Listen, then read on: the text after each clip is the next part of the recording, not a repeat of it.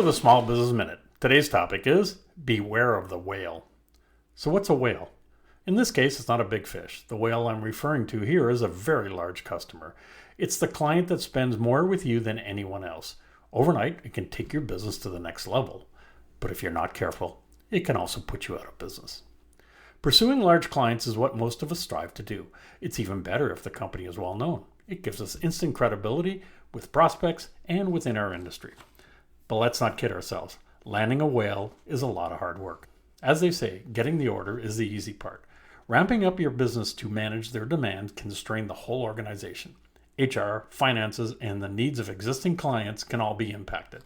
Even once the large client is up and running, you have new challenges. That is to de-emphasize its importance to your business. It's not uncommon that this newly acquired customer can account for 30% or more of your business. But having any client that represents more than 15% of your business is a flashing red light. The 15% rule. Somewhere along my entrepreneurial journey, I had read that no client should represent more than 15% of your business. I have no idea where I read this, but once I understood it, I embraced it. Why the 15% rule? The 15% rule is designed for your protection. As a client moves above 15% of your business, their importance to your business grows exponentially. This is because large and very large clients end up representing a disproportionate amount of your revenue and expenses.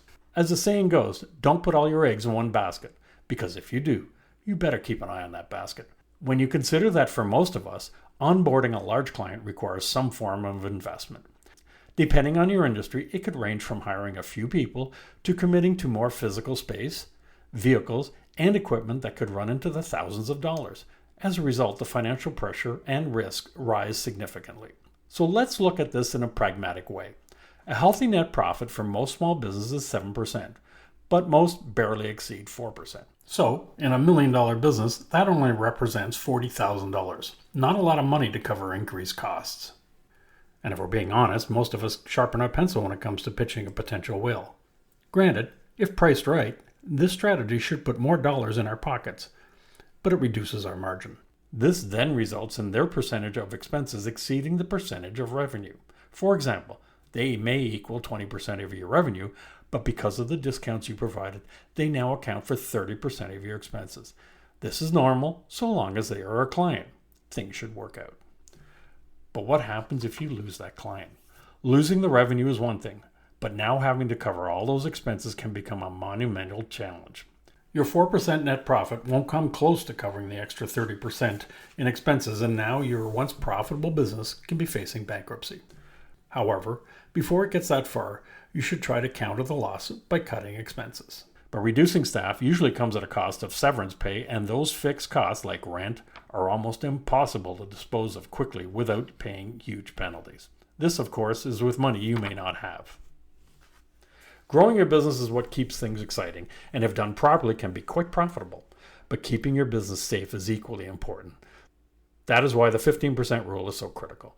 So if growing your business is your goal, then you must make growing your existing clients or finding new ones a priority to de-emphasize the whale's dominance.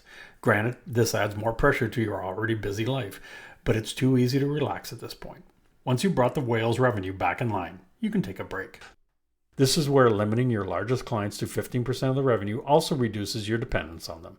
Should they leave, and they most likely will at some point, and you will probably only face short-term pain.